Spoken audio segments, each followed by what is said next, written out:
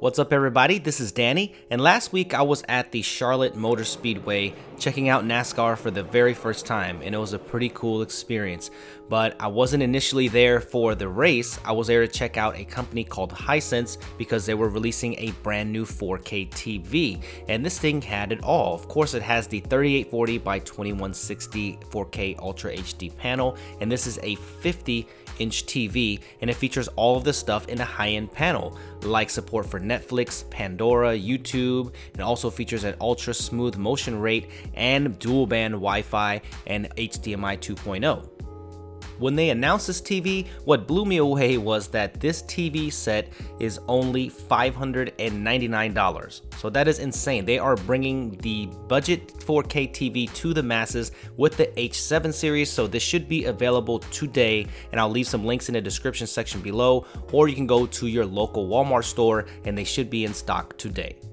I think a lot of people are intimidated by the 4K televisions because they are so expensive, but I think this fixes that without a doubt. So let's see what else comes inside of the box. The first thing you're gonna get are the two plastic stands that go on the bottom of the TV if you don't want to wall mount it, and then you get a packet here that is full of stuff. The first thing you're gonna see is the 4-year warranty. Yes, you've seen that right, that's a 4-year warranty. We'll get to that in just a little bit. You get the quick start guide, you also get some safety information and warranty stuff, you get a user manual if you need to know how to use this TV, you get the remote, and you also get some batteries for that remote, and also you get the power cord. So standard affair there. There's also a little poster that says don't be that guy to press on the screen and break your TV before you even get to use it. I'm going to install the stands because I'm not going to wall mount it here in my room, but this is very simple. All you need to do is just have a screwdriver and repeat this on both sides. And this panel is actually extremely light, so if you're going to set it up with just one person, it's absolutely no problem. So if you want to wall mount this too, you should be able to do it by yourself.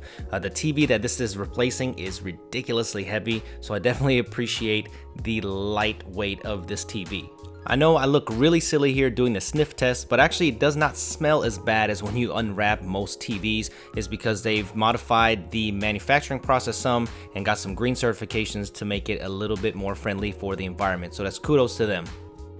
For a TV in this price range, the design is fairly simple, but it's definitely effective. The bezels are pretty thin on the sides as well, so it's quite attractive, but I would like to see maybe the glossy plastic turn into a more matte finish plastic so it can be a little bit classier on that side, but I don't have many complaints about the design at all. So you're gonna get a very simplistic design with that Hisense logo on the bottom. So let's take a look at all of the ports that come with this TV.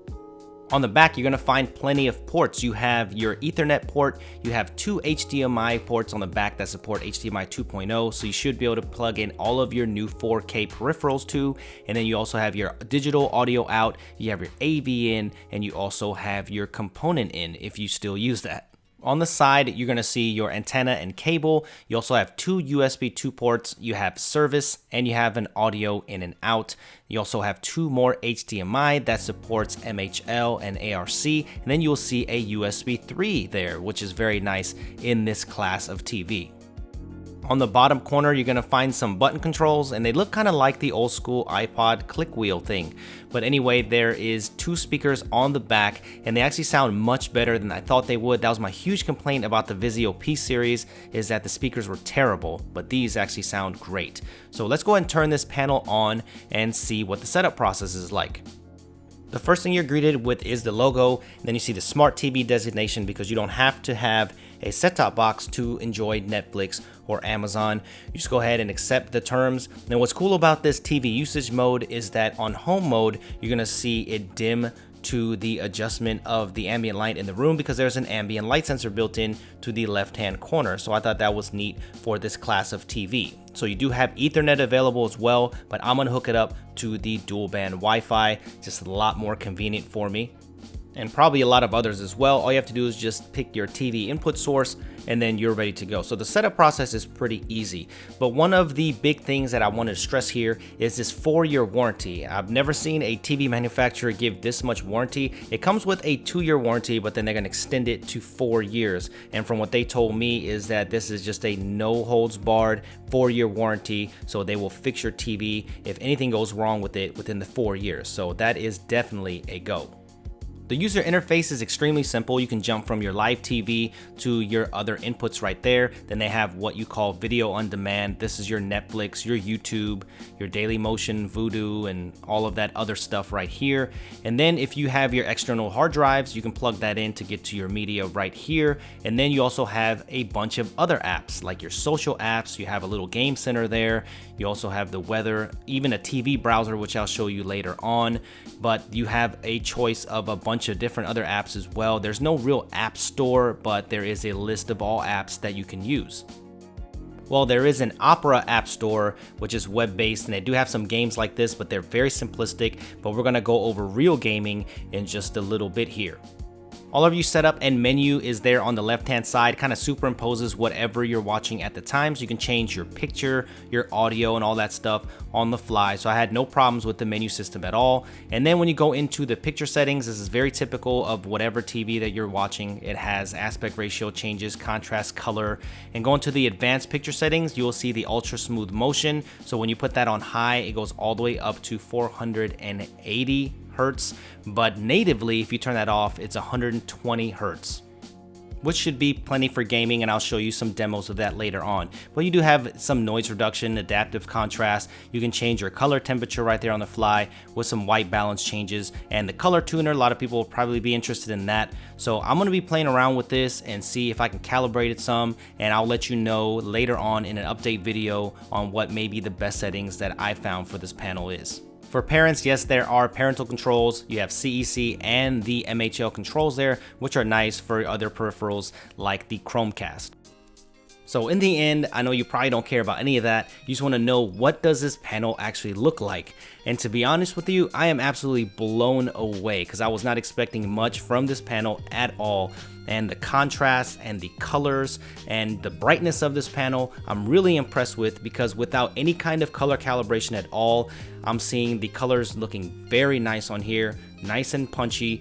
And 4K on Netflix here is looking absolutely phenomenal. So to be honest with you, this panel I think looks better than my Vizio P series, which is way more expensive, at least $300 or $400 more in this class. So I'm very impressed with this panel overall. One of the coolest things about this TV is that if you look at the remote, you'll find Netflix, Amazon, Vudu, and YouTube buttons built right in. And if you're watching live TV especially and want to jump to one of these like Vudu, it will switch there right on the fly. But if you hit the Netflix button, it'll take you back to the episode that you were watching before. So most TVs, it will just restart that app. It's a little bit annoying, but here you can kind of switch within the fly.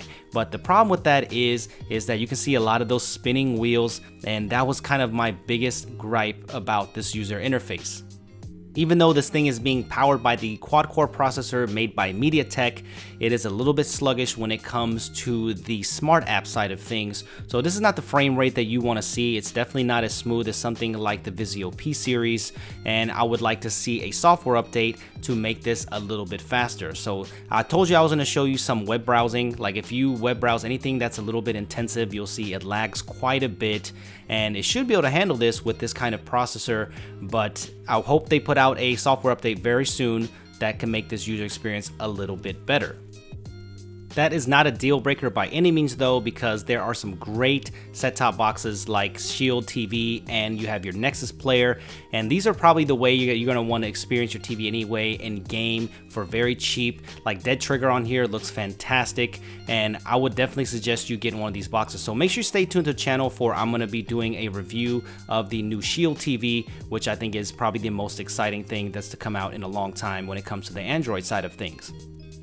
But if you're a gamer, I have a PS4 right here, and it's running this game absolutely perfectly. So if you're worried about the refresh rate when it comes to games, then don't worry about that. There is a designated game mode that kind of bumps up the refresh rate and things like that, but this is all off. This is totally native at 120, and it's playing these video games absolutely fine. So if you have a video game console, PS4, and you have your Xbox One, then don't worry about that. You won't have any problems when it comes to the gaming whatsoever. So what do you guys think about this Hisense H7 series? I think this is a definite incredible deal for $600. I cannot believe that this kind of quality panel comes that cheap. I mean, it's not a perfect TV, but if you're thinking about getting into 4K, and this is a panel that is priced like a regular 1080p panel, so I think you're gonna be very impressed here. I can't wait to use this TV a little bit more and dive deeper into it, so if you have any questions about this TV whatsoever, make sure you follow me on Twitter at SuperScientific, and I'll do my best to answer them there or in a follow-up video. Make sure you subscribe to the channel if you haven't already, and give me a thumbs up if you enjoyed this, and I will see you guys in the next video. Thanks for watching.